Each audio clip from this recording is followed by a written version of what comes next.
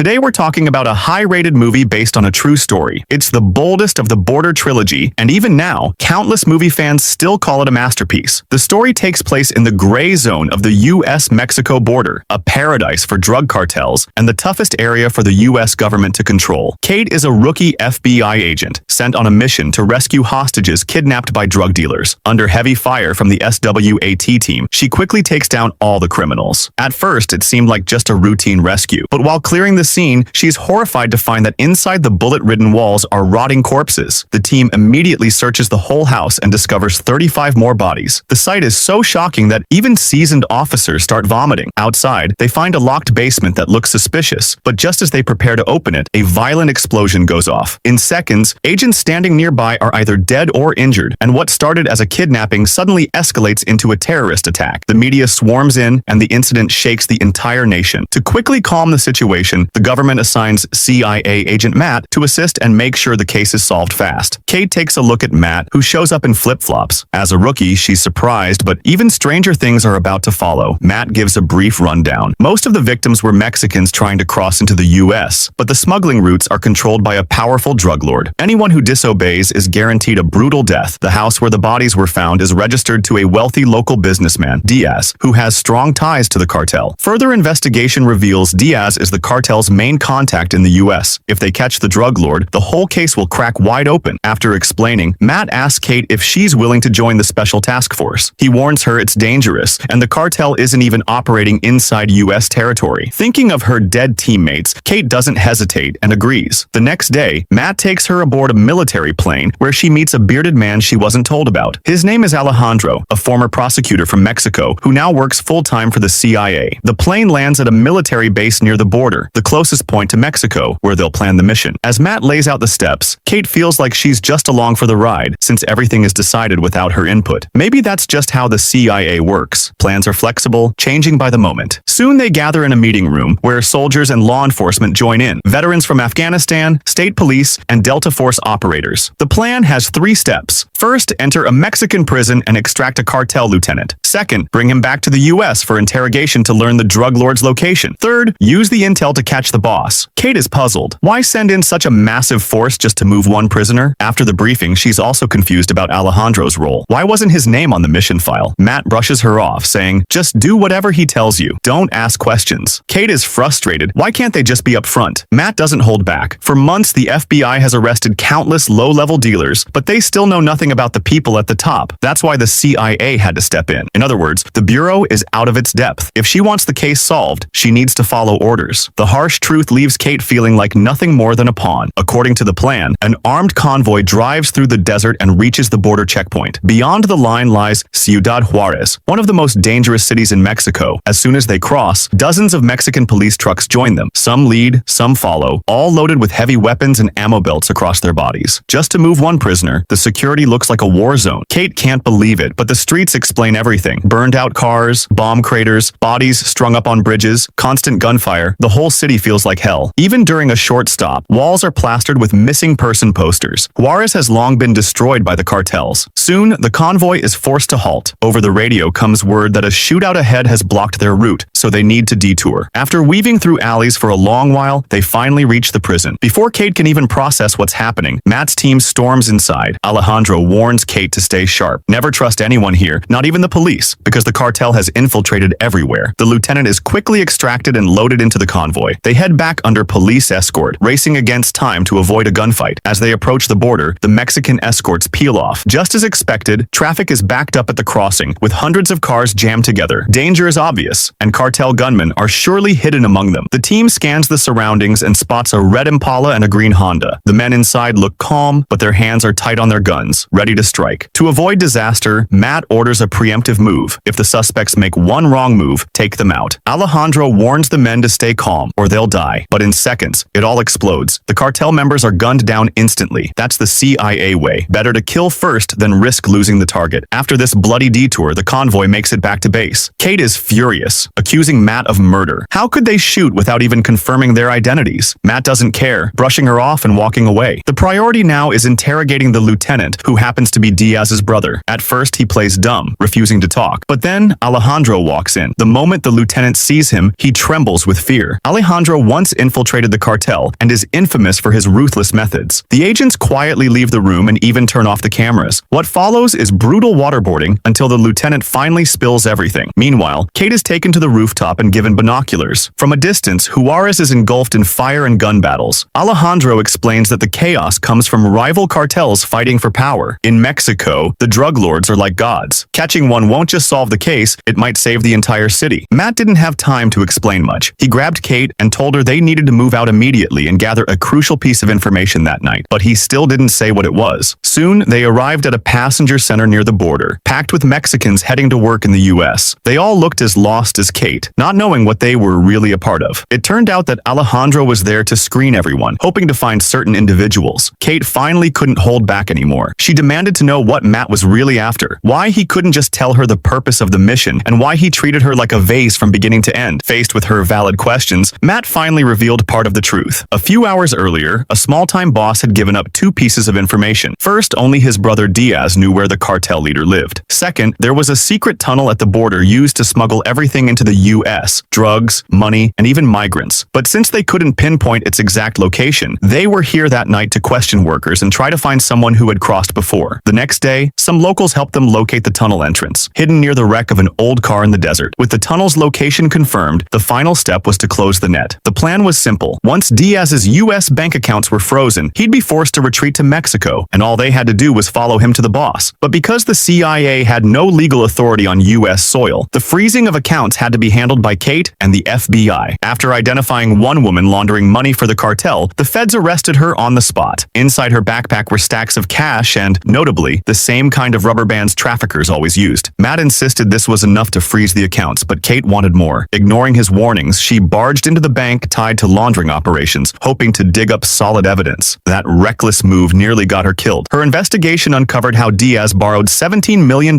from the bank, then had associates deposit $9,000 at a time to pay it back. This way, he dodged reporting thresholds and laundered dirty money clean. Kate began to think capturing the cartel boss was a pipe dream. He was already rich enough to be untouchable in Mexico. Targeting Diaz first seemed the only realistic move. Still dissatisfied, she reported to her superiors, but they echoed Matt's stance. The mission's direction was clear, and she, just a junior agent, had no place questioning it. Her boss told her to follow the task force's lead and hinted she'd understand everything when it was over. Frustrated, Kate went drinking with her partner. At the bar, she met a local detective, and sparks flew immediately. Under the influence, she went home with him. But as things heated up, she noticed a rubber band in his possession, the same type used by the traffickers. Suddenly, she realized this man wasn't who he seemed. The bank incident had blown her cover, and this detective was actually an assassin sent to kill her. Just as she was about to be strangled, Alejandro appeared like a ghost, saving her life. It turned out everything had been part of Matt's plan. Surviving the attack, Kate was shaken, regretting her inexperience.